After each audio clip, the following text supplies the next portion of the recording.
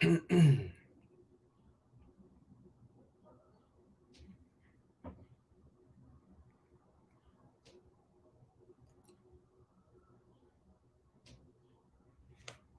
right.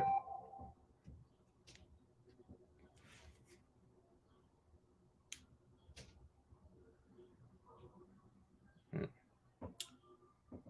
cool. All right, Shalom. First and foremost, I want to give all praises, honor, and glory to Yahweh, Bahasham, Yahweh Shai, Bahasham, Rakah, Kodash. Double honors to the elders and the apostles of Great Millstone, and peace and blessings to the elect. And as you can see in the title, NYC may start charging fines that vary with the offender's income. Another one of their unrighteous decrees that they're pushing for here now. Which so I'm going to go through this article fairly straightforward, but pretty much if they get this through the door, you know, this might, I mean, although what they're saying in the article initially, it's sort of well, let's read it, and when we get there, I'll point it out. So as it says here, NYC may start charging fines that vary with offenders' income. And though this may not seem apparent in the very beginning, but this is also a step in the direction of some socialist scheme, because it's sort of basically pushing the agenda of let's put everybody on an equal playing field and let's centralize everything. So a parking ticket has the same effect on everybody, depending on whether you make X amount of money, whether you make a lot of money, or you make, not too much money. It'll affect you proportionally, pro rata, basically, which is some BS, right? But anyway, it says New York City Council is considering a plan to impose fines for parking and other violations that are adjusted based on the income of the offender. So then what does this also mean? This means that they're gonna need to get your personal info, pull up your income, pull up your current job, and then based on that, they're gonna adjust what the fine is. So maybe it's $50 until they find out you make X amount of money. Then maybe it's $150. It says depending on one's point of view, it's either a step toward more proportionate justice or a deeper embrace of Marxism. So then there's the argument that, oh, this makes it fair, right, for people that they're on the lower end of the spectrum. If they get a ticket, if the ticket is originally $50, maybe they might only have to pay $20 or $15. So that's what it means by a step toward more proportionate justice. Anyway, it says the proposal for a pilot program to test the concept comes from South Brooklyn Councilman Justin Brannan, whose colorful background includes being a hardcore punk guitarist for the bands Indecision and Most Precious Blood, and working in alternative energy venture capital at Beer Stearns. Where the hell did they get this guy? No wonder he's posing these rash ideas. I'm assuming maybe this is him. I don't know. You're gonna have a dude like this posing some dumbass shit. Anyway, it says Brennan didn't invent the varying fine concept. It's been tried in a few US jurisdictions and several European countries. Typically, those programs are used when punishing felony or misdemeanor violations, but Brannan's scheme would apply to mere civil offenses. Parking ticket, I don't know. A lot of tickets are really mainly parking tickets, but they have other ones. You run a red light, speeding ticket, whatever the case is. All right, well, this is gonna be $60, but wait, hold on. Oh, you make. Oh, okay, I'm sorry. Let's make that $160. Here you go. Have a good day. What type of shit is that? Meanwhile, you got inflation going on. You got all the other stuff going on, and this is what he's thinking about. See, this is all going to play into as we get into the time of Second Esdras 15, right? As it says, they shall not regard their kings nor princes, and the power, the course of their actions shall stand in their power. as people get more desperate and the feds keep hiking them rates and things start breaking and people start losing jobs, unemployment starts going up, and things get harsh, you come with some shit like this and see what people gonna do. Eventually, they're gonna lose it. And as you can see right there, it's gonna be like anarchy, just chaos. Anyway, now let's listen to this. It says if the program moves forward, it would apply to at least 10 local laws. And Brennan would like the higher rates to apply only to those with incomes over 500,000, whom he characterizes as comprising the dreaded top 1%. Now, here's the thing about this, right? These devils, the way they move, all right, is gradualism, as we always say. This statement right here, okay, this part about what he would like for these the high rates to only apply to those that make an income over 500,000. That is not what's actually going to happen necessarily. That is just a statement. That is just what he would like. Okay, and right now this is something they're considering. So maybe this can help his case in pushing this into place. But who's then to say that maybe they do go ahead and implement something like this, and then it actually just stays to this number right here? What if a month in they say, you know what? Instead, we're gonna modify this a bit and have it apply to fully proportionate. If we want to make the bill as honest to its name as possible, we'll make this fully proportionate to everybody. What about that? See, these devils are not slick. That's what they do. With look, man. It's all about one step at a time. One step at a time. Okay, they got to get into your crib before they can rob you. So they're not gonna let you know they're trying to rob you. They're just gonna try to get in your crib first. That's the first priority. And once they're inside the door, then it's open season.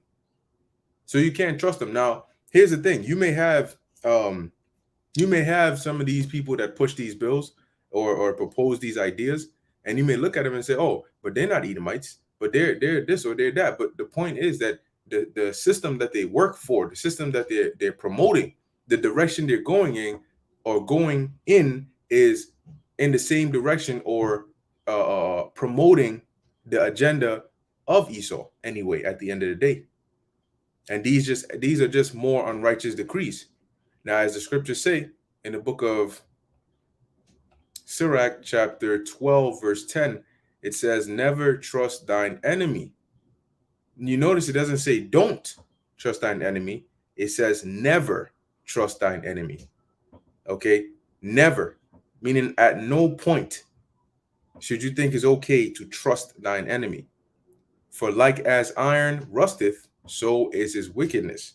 And the scriptures tell you, love worketh no ill towards his neighbor. So clearly they're not our friends, because they work ill towards us on a daily basis. Right? Can somebody recall, with everything we know now in today's day and age about the Pan-D and the Vanessa and how ineffective it was and all these side effects and all these things people are suffering? And we went back to a time when who were the primary ones that they were pushing to the forefront, saying go and take it? Oh, wait, yeah, I remember now. General Yohana even said that. He said go and take it anyway. But now people are taking it, they're catching all types of different shits. What's going on?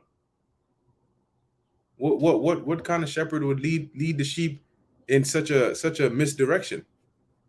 But even putting him aside, these so-called leaders, mayors and church leaders and all that, they were all pushing, hey, go get it. The blacks, Latinos, and Native Americans, you're more at risk, so go get it. Roll up them sleeves. That's why God gave you two arms. You know, you roll one up and you get that right there. But now look at the outcome. So for those that listened and went and did it, well, you at risk for something. You know, and maybe it's just a matter of time. You know why it takes so long for them to what's the word I'm looking for? Approve a Vanessa?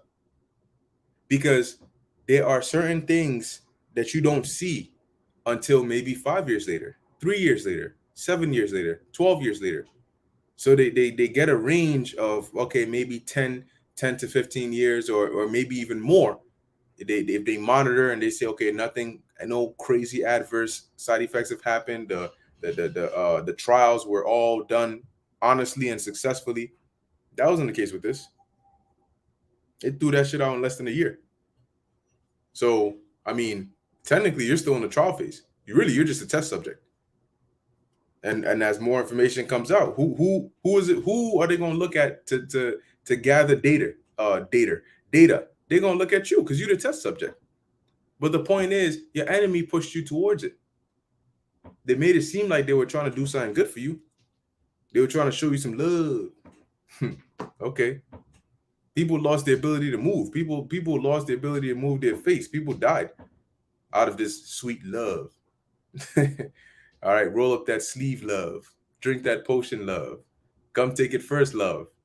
Look at me, I took it, love. Well, look at you. Now you're not here no more.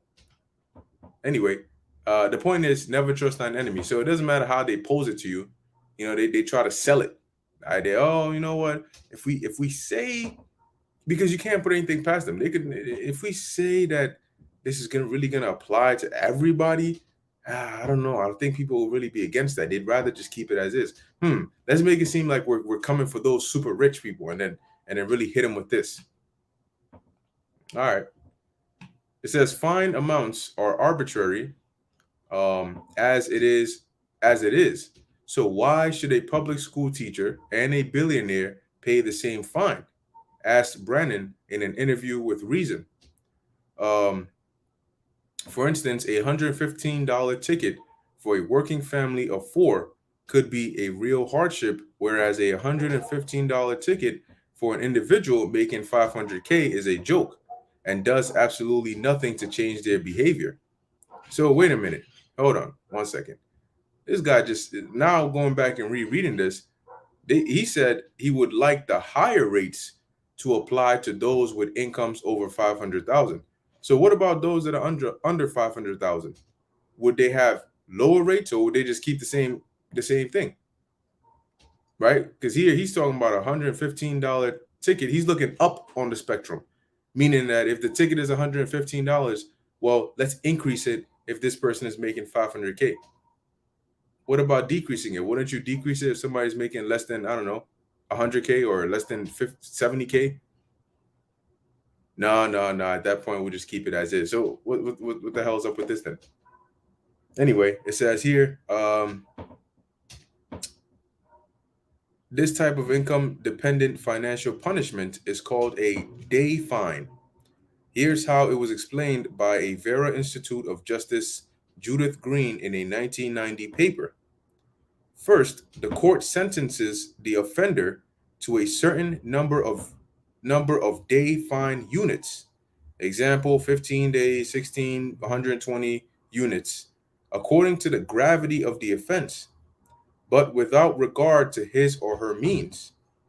Then the value of each unit is set at a share of the offender's daily income. Hence the name day fine, and the total fine amount is determined by simple multiplication. Studies have shown the day fine programs typically lead to more people actually paying their fines, in part because penalties that were once out of reach for low income and middle class residents become more manageable, reports the New York Times. So what they try to do is they try to find more, try to find data here, and they try to put the words together, make it sound like it's okay and this is fair and let's do it. Bro, first off, giving tickets as it is already annoying. Now they're trying to add more complications to it. The problem with these kind of things is once it's on the books and it passes, they can modify it and do whatever the hell they want with it. And they can do that without your knowledge. Let's see what else they got in here. Ain't got too much stuff in here. It says, worst of all, the day fine scheme is all too reminiscent of the overarching Marxist slogan, from each according to his ability, to each according to his needs. So this is all a step in a particular direction. There's a method to their madness. All right, they don't just sit there and just come up with random things for no reason, which leads me to this, the book of Isaiah, chapter 10, verse 1. It says, woe unto them that decree unrighteous decrees and write grievousness which they have prescribed. Now, it goes up, it comes down from the top, right? The pyramid scheme. And at the very top, you have these guys, Micah 2 and 1. Woe to them that devise iniquity. Okay, they come up with these wild, wicked, oppressive ways and work evil upon their beds. And it doesn't necessarily mean like their literal beds, which they I mean these devils work evil everywhere they go. Okay, but they gather in these meetings and these secret places, and then they come up with these wild, oppressive ways. And then guess what? When the morning is light, they practice it because it is in the power of their hand. So they come up with these sinister ideas, and then they push it down the pyramid to the bottom. Okay, so when these other people are here enacting, coming up with some unrighteous decrees, these unrighteous decrees stem up the ladder to fulfill some higher order. And that's why it says, and write grievousness which they have prescribed. It's already written, it's pre-written. To turn aside the needy from judgment, and to take away the right from the poor of my people, that widows may be their prey, and that they may rob the fatherless. And who are the predominant ones that are in this case? The widows and the fatherless represent those that are you know, low class, those that have not. Okay, those that need, which is ultimately represents Israel today. And if you notice, a lot of these laws and these uh, um, policies that they implement, it really targets us, because we are the majority of the ones that are going to be subject to those laws and fines, because they put you in a certain neighborhood that is riddled with traps. And then the second you fall into one of those traps, I got you. So they make laws, and then they set traps that'll make you break the laws so they can either throw you in prison and make money off of you, or they can fine you and make money off of you, or they can just put you to death, whatever it is. And that's why the Most High is going to deal with them. All right, because that's a wicked and oppressive society. Moving on, this is the book of Malachi, chapter 3, verse 5. And the reason I'm bringing this out is because a part of this also can be applied to Esau and what they do today. Right, so it says Malachi 3 and 5, and I will come near to you to judgment, and I will be a swift witness against the sorcerers, and against the adulterers, and against false swearers, and against those that oppress the hireling in his wages. And technically, we are hirelings. Okay, we are technically hirelings, because when you go back into the ancient world, and hireling is not necessarily a bad person. Okay, and hireling is like one that you may own, I don't know, a whole bunch of sheep or cattle or whatnot, and you may hire somebody. You may go to the marketplace, the agora, and then you find somebody, and they look like they need work, so you hire them for a day, and you tell them, look, I need you to do this, watch my cattle, take them out, let them graze, protect them and bring them back. Cool. So they're hired for that day to do that job. And then at the end of the day, you give them their day's wages, because there were some people that just didn't have that consistent kind of job.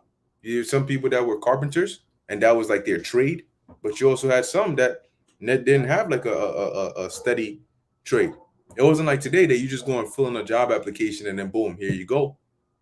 Back then, if you didn't have something, you go out there and you would try to find work, which is why typically you would want, from a younger age, before you grow to that high age, you would want to find somebody, whether it's a relative, distant or close, or maybe it's not a relative, but somebody that is maybe rich or well off, that you can go and work for or serve them for a while, and then you can gain some wealth and come up, right?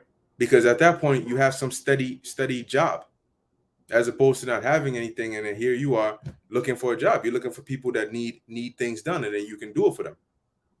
And that's kind of like what we are today, because the jobs that you get, they're not permanent. They could fire your ass any time, and most of the time it's not necessarily your own thing. I mean, you may have your own business, but I mean, most cases that's not what it is, right? But as it says, that oppress the hireling in his wages.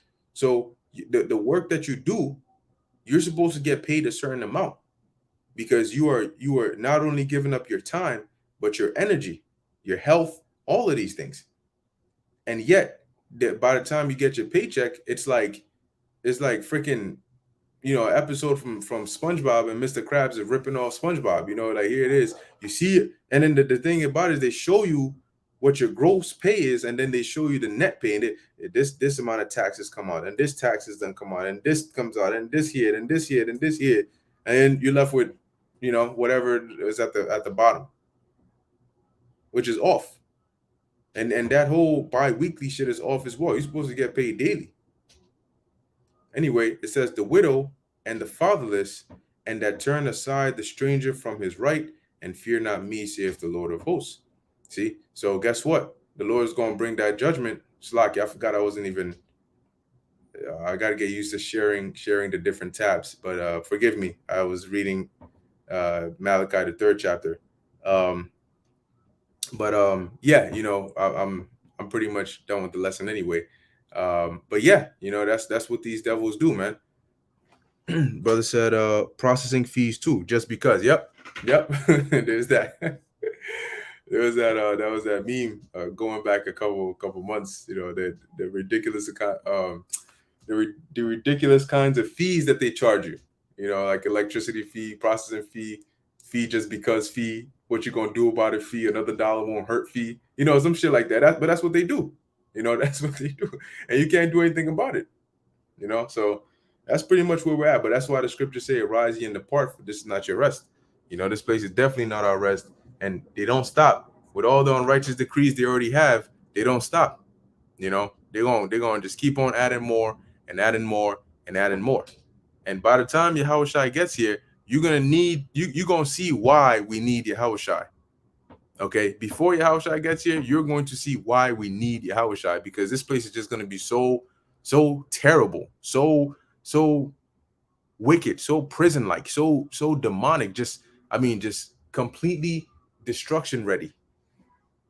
So much so that you might just cry out, for the Lord to just bring destruction instantly. Anyway, with that, Lord willing, this is edifying to the elect.